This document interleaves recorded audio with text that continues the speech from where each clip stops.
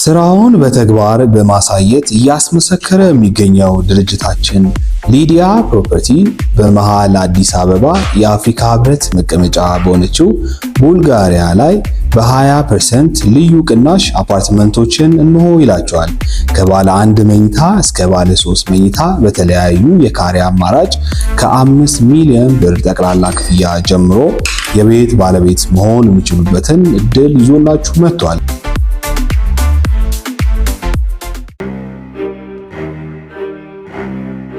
ከዓለም ዓይንና ጆሮ ተደብቆ ዲሴምበር 23 2024 በኢትዮጵያ ታኅሳስ 29 2017 የገና ዕለት ኡርሳ ሜጀር የተባለች የራሽያ መርከብ ከስፔን ዳርቻ 98 ኪሎ ሜትር ርቀት ላይ ከየት መጣ ያልተባለ የፍንዳታ ማል አናውጧት ሰባበራት።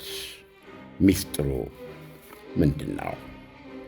ሲኤንኤን ባደረገው ክትትል መርከቧ ተሸክማ የሚታየው ያልተለመደ ለየት ያለ ጭነት ለኪሞቹ ሰሜን ኮሪያ ሰርጓጆች የሚያገለግሉ 2 የኒውክሌር ማብለያ ሪያክተር ሳትይዝ አልቀረችም። የኒውክሌር ቅብብል ግብዓተ ሞቷን ስፔን አጠገብ የፈጸመውም ያልተለመደ ግን ከፍተኛ ምዕራባዊ ጦር ጣልቃ ገብነት ሳይሆን እንዳልቀረም ተጠርጥሯል። መርከቧ ከራሽያ የተነሳችው የሰሜን ኮሪያው ኪም 3ኛው ጆንግ ኡን ኩርስክ የተባለችውንና በዩክሬን ኃይሎች በከፊል ተይዛ የቆየችውን የራሽያ የድንበር ግዛት ለማስለቀቅ በሚደረገው ዘመቻ የሚሳተፉ 10,000 ኮሪያውያን ወታደሮችን ከላኩ 2 ወር በኋላ ነበር። ሲኤንኤን እንደደረሰበት ባለፈው 1 ዓመት ውስጥ የአሜሪካ አፍንጫ ረጅም አነፍናፊ አውሮፕላን ኡርሳ የተሰባበረችበትን ኋላም ወደ ደለሉ ወደ ጥልቁ የሰመጠችበትን ስፍራ 2 ጊዜ በሰማይ አልፎታል። የኮኬይን ሱሰኛ ሰዎች ዱቄታቸውን ወደ አፍንጫቸው በሚስቡበት መንገድ በቴክኖሎጂ አፍንጫዋ የሟቿን መርከብ ጭነትን ምጋለች ሽታውን። ነገሩን የራሽያ ሰዎችም በዝምታ እየተመለከቱት አልነበረም። ስፔን ጉዳዩን በተመለከተ እያደረገች ያለውን ምርመራ በቅርብ የሚያውቁ ሰዎች ለሲኤንኤን እንደነገሩት መርከቢቱን በማስመጥ የተጠረጠረ ሌላ የራሽያ መርከብ ነው። በሳምንቱ ደግሞ ወደዚህ ፍርስራሽ መታ ስብርባሪውን በተጨማሪ ፍንዳታዎች ድራሹን አጥፍተዋለች ይባላል። እውነቱ የቱጋ ነው? የስፔን መንግሥት አፉን አድቧል። ትንሽም ቢሆን መግለጫ የሰጠበት አደጋው በደረሰ በሁለተኛ ወሩም ጃንዋሪ 23 ቀን ነበረ። የፓርላማ ተቃዋሚ እንደራሴዎች ወጥረው ስለያዙት መግለጫው የሚስጥረኛዋን ኡርሳ ሜጀር መርከብ ካፒቴን ይዞ በመረመረበት ወቅት ለሰርጓጅ መርከቦች በኃይል ምንጭነት የሚያገለግሉ አይነት 2 ተመሳሳይ የኒውክሌር ማብላያዎች የሚያስፈልጉ አካላትን ለኒውክሌር ማብላያዎቹ የሚያስፈልጉ አካላትን ኮምፖነንትስን ጭኖ እንደነበረ ማመኑን ይገልጻል። ይሁንና ሪያክተሮቹ ማብላያዎቹ የኒውክሌር ነዳጅ ዘይት ተሞልተው ወይም አልተሞልተው እንደሆነ ግን አላውቅም ሲል መናገሩን ይገልጻል። የኒውክሌር ነዳጅ ማለት በኒውክሌር ማብላያዎች ውስጥ የኤሌክትሪክ ኃይል እንዲመነጭ ሙቀት አቀጣጣይ እንደማለት ነው። በግርድፉ የትየሌሌ ኃይል ያመነጫል። ኒውክሌር ፊውል የኡርሳ ሜጀርን ስምጠት የፈጠሩ ተያያዥ ሁነቶች አሁንም ግልጽ አይደሉም። የመርከቧን የውጭ አካል ሃል ለመብሳት ብዙም ያልተለመደ አይነት የባሕር ውስጥ ሚሳኤል ቶርፒዶ ጥቅም ላይ ሳይውል አልቀረም ይላሉ የስፔን መርማሪዎች። ክስተቱ የተፈጠረው የፕሬዝደንት ጆ ባይደን የሥልጣን ዘመን ጥቂት ሳምንታት ብቻ በቀሩት ወቅት ነበረ። በጦርነቱ ላይ ራሽያ እየወበራችና አሜሪካም ከራሽያ ጋር ያለው ግጭት ወደ ቀጥታ ፍልሚያ ሊያሳድግ ከሚችል ነገር ለመቆጠብ ጠንካራ ፍላጎት ያሳየችበት ነበረ። ያኔ ኡርሳ ሜጀር የስፔን ዳርቻ ባህር ደለል ሲሳይ ከመሆኗ በፊት በሶሪያ ጦርነት ወቅት የራሽያን ቁሳቁሶች በሰላም ተጭና ወደ ሞስኮ እብስ ያለች አርበኛ ነበረች። የሕልውናዋ የመጨረሻ ሰዓታት የጀመረው ዲሴምበር 2 2024 በኢትዮጵያ ታኅሳስ 8 ቀን 2017 ነበረ። መልሕቋን የጣለችው በፊንላንድ ሰላጤ ኢስት ሉጋ የነዳጅ ዘይት ወደብ ነበረ። ዲሴምበር 2 2024 ታኅሳስ 8 2017 ከዛ በኋላ ወደ ፒተርስበርግ የዕቃ መጫኛ ኮንቴነሮች ወደብ እንድትጓዝ ትዕዛዝ ደረሳች። 129 ባዶ ኮንቴነሮችንና 2 ግዙፍ ሉብሄር ክሬኖችን ጭና ወደ ፒተርስበርግ የኮንቴነር መጫኛ ወደብ አምርታ ኮንቴነሮቿ ተሞሉ በጭነት። መርከቧ በይፋ የጉዞ መግለጫ ሰነዷ መሠረት ዲሴምበር 11 ቀን በኢትዮጵያ ታኅሳስ 17 ቀን ከፒተርስበርግ የኮንቴነር ወደብ ተነስታ ቭላዲቪስቶክ ወደሚሰኘው የራሽያ ሩቅ ምስራቅ ጉዞ ጀመረች። ይሁንና ይላል ሲኤንኤን በዛው ዓመተ ምህረት 2024-2017 በኛ ጥቅምት ወር ከታኅሳስ ሞቷ 3 ወር ገደማ በፊት ከመንግሥት ጋር ትስስር ያለው ባለቤት ኩባንያዋ መርከባቸው ኡርሳ ሜጀር የኒውክሌር ቁሶችን የመሸከም ፍቃድ እንዳገኘች አብስሮ ነበረ። ይሄን ልብ ይሏል ይላል ሲኤንኤን። መርከቧ በፊንላንዷ ሰላጤ ኡስሉጋ የነዳጅ ዘይት ወደብ ላይ ባዶዎቹን ኮንቴነሮች ስትጭን ለሆነ ነገር ማስቀመጫ መሃል ላይ የተተወ ቦታ ነበር ይላል። ኡርሳ ሜጀር በይፋ ወደ ቭላዲቭስቶክ እየሄድኩ ነው ብላ መታየት የጀመረችው ግን በፈረንሳይ የውሃ ዳርቻዎች በኩል ቁልቁል ስትወርድ ነበረ። ብዙም ሳይቆይ የፖርቱጋል ባሕር ኃይል አውሮፕላንና መርከቦች ቂጥቂጧን ይከታተሏት ጀመረ። ብቻዋን አልነበረችም። ኢቫን ግሬንና አሌክዛንደር ኦትሮኮቭስኪ የጦር መርከቦች አጅበዋት ነበረ። ዲሴምበር 22 ታኅሳስ 28 የፖርቱጋል ባሕር ኃይል ጭሯን መከታተሉን አቁሞ ቀኝ ኋላ ዞረ። ከ4 ሰዓታት በኋላ የስፔን የውሃ ክልል ዘዋለች። እዛ ስትገባ ግን ምን እንደሆነች አይታወቅም፣ እንደ ማንከስ አላት። ጉዞዋ አዝጋሚ ሆነ። የስፔን ነፍስ አድኖች በሬዲዮ ግንኙነት እንዴት ነው ሰላም አይደለሽም ወይ ብለው እስከ መጠየቅ ደረሱ። የመርከቧ ሠራተኞችም ኧረ እግዚአብሔር ይመስገን ደህና ነን ሲሉ መለሱ። ነገር ግን ከአንድ ቀን በኋላ መርከቧ ድንገት ከአቅጣጫዋ ወጣች፣ ቀየረች። ዲሴምበር 23 በበነጋታው ታኅሳስ 29 የድረሱልኝ የእርዳታ ተማጽኖ አሰማች። ሞተሯ አጠገብ 2 አባሎቿን የገደሉ 3 ፍንዳታዎች ደረሱባት። ኡርሳ ሜጀር ንቅናቄ አልቦ የባሕር ቁራኛ ሆነች። የተረፉት 14 የመርከቧ ሠራተኞች በነፍስ አድን ጀልባ ተርፈው ሳልቫማር ድራክ ወደ ተባለች የስፔን ነፍስ አድን ጀልባ ተዛወሩ። ምሽት ላይ እርዳታ ሰጪ የስፔን የባሕር ኃይል መርከቦች ደረሱ። ከግማሽ ሰዓት በኋላ ኡርሳ ሜጀርን አጅበው ከነበሩት የራሽያ ጦር መርከቦች አንዱ ኢቫን ጎሮን በአካባቢው የነበሩ መርከቦችን ከኡርሳ ሜጀር ስብርባሪዎች ዙሪያ 3 ኪሎ ሜትር ያህል ራቁ ሲል ጥብቅ ማስጠንቀቂያ ሰጠ። ትዕዛዙም በአስቸኳይ እንዲፈጸም ጠየቀ። የስፔን ሜሪታይም ነፍስ አድን ባለሥልጣኖችም እንደዚህም አይሆንም አሉ። የነፍስ አድን ሥራችንን መሥራት አለብን በማለት በአቋማቸው በመጽናታቸው የተሰናከለችው መርከብ ላይ የቀሩና እርዳታ የሚያስፈልጋቸው ባህረተኞችን መኖር አለመኖራቸውን ለማረጋገጥ ሄሊኮፕተር ላከ። በሄሊኮፕተር ከደረሱት ነፍስ አድኖች አንዱ በቪዲዮ የሚታይ ነው።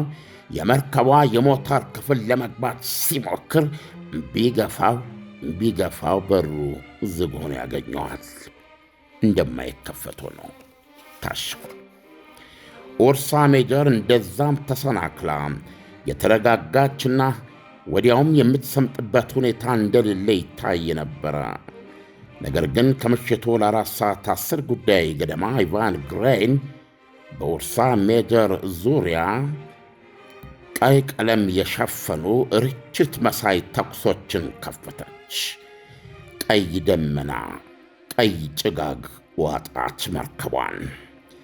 ይህን የርችት ተኩስ ድምፀት ተከትሎም የመሬት ንዝረት መለኪያ ላይ አሻራቸውን የተዉ 4 ፍንዳታዎች ተሰሙ። የካባ ድንጋይ መፈንቀያ ዲናሚቶች አይነት ድምፀት ከፈጠሩት 4ቱ ፍንዳታዎች በኋላ ልክ ከምሽቱ 5 ሰዓት ከ10 ላይ ኡርሳ ሜጀር ተሰባበረች። የመርከቧ ሠራተኞች ወደ ካርቴጅና የወደብ ከተማ ተወሰዱ። የስፓኒሽ ፖሊስና መርማሪዎች ጠየቋቸው። የራሽያው ካፒቴን የመርከቧ ጭነት ምን እንደሆነ ለመናገር አንገራገረ። ምክንያቱም ደግሞ ለራሱ ደህንነት ፈርቶ ነበረ። ኋላ የፈላ ዘይት ውስጥ ይዘፈዘፉኛል ብሎ። ይሁንና የማታ ጭነቶቹ 2 ሰርጓጅ መርከቦች ላይ በኃይል ምንጭነት የሚያገለግሉ ኒውክሌር ማብለያዎች አካላት ናቸው አለ። የኒውክሌር ነዳጅ ግን አልተሞሉም አለ። እውነቱን ይሁን ውሸቱን ማረጋገጫ የለም። ካፒቴኑ ኢጎር አኒሲሞቭ የኋላ 2ቱን ኒውክሌር ሪያክተሮች የሰሜን ኮሪያ ራሶን ወደብ ላይ እንዲያራግፍ ካሁን እታዘዛለሁ የሚል እምነት እንደነበረው ገለጸ። የስፔን መርማሪዎች 2 ግዙፍ ክሬኖችን፣ 100 ባዶ ኮንቴነሮችና 2 ከባድ የጉድጓድ መክደኛ የብረት ወይም የአርማታ ሳህኖችን ለሰሜን ኮሪያ ለማድረስ እንዲህ አይነት የዓለም ዳርቻ አካላይ የመርከብ መንቦጃቦጅ ለምን አስፈለገ? ቀጥተኛ የባቡር ግንኙነት አላቸው አይደል እንዴ ሲሉ ጥያቄ ያነሳሉ። ለምን በፉርጎ ሊጭኗቸው አልፈለጉም ሲሉ ሐሳብ ገባቸው። የክሬኖቹ ምክንያት ራስዎን ወደብ ላይ ሲደርሱ ጥንቃቄ የሚያሻውን ጭነታቸውን ወደ ወደብ ለማውረድ ነበረ። ይህን ተረድተዋል። የመርከቧ አባላት ከቀናት በኋላ ወደ ራሽያ ተመለሱ።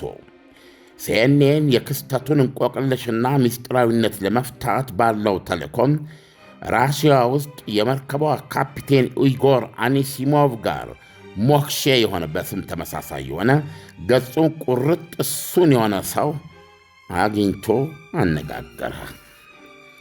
ኡርሳ ሜጀር ላይ እንዳልነበርና ጡረተኛ መሆኑንም ገለጸ።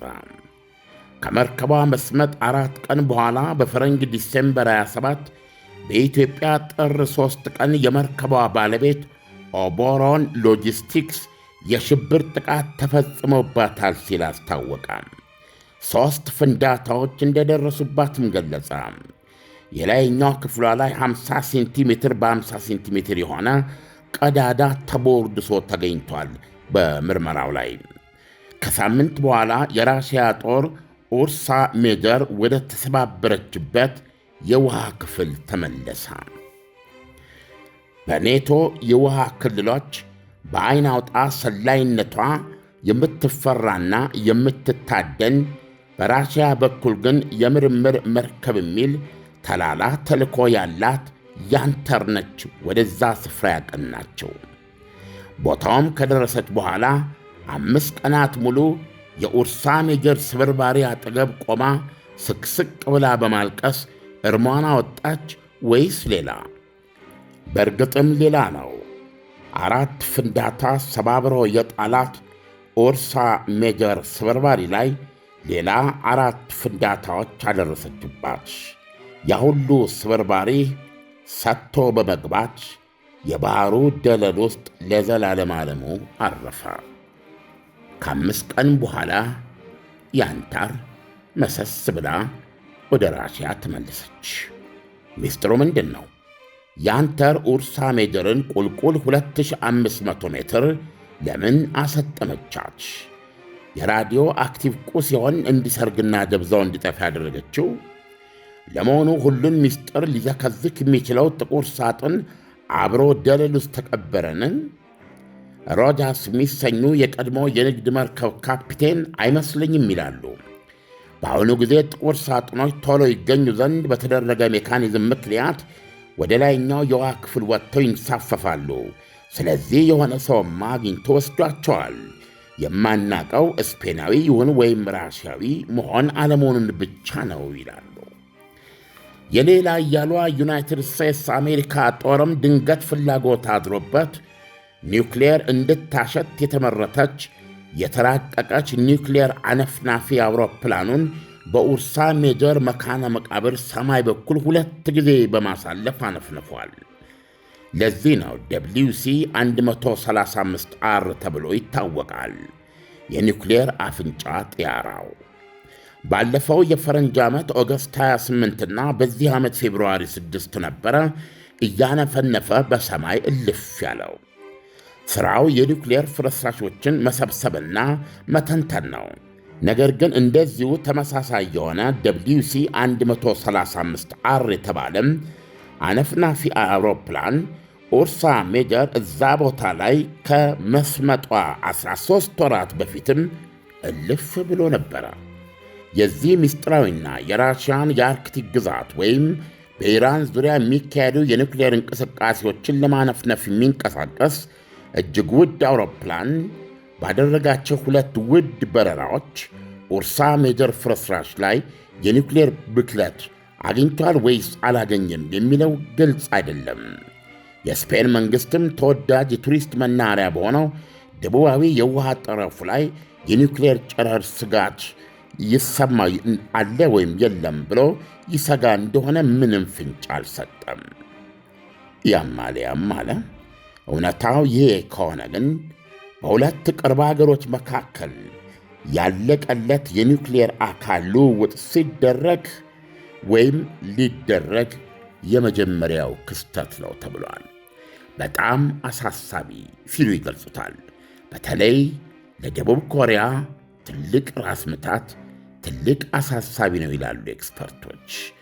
የስፔኖቹ ምርመራ ደለል ውስጥ የሰረገው ምስጢር በራሽያ ዴልታ 4 ክላስ ቦሊስቲክ ሚሳይል ተኳሽ በኒውክሌር ኃይል የሚንቀሳቀሱ ሰርጓጆች የሚጠቀሙበት አይነት VM4SG ሞዴል ኒውክሌር ሪያክተሮች ሳይሆኑ አይቀርም ይላሉ።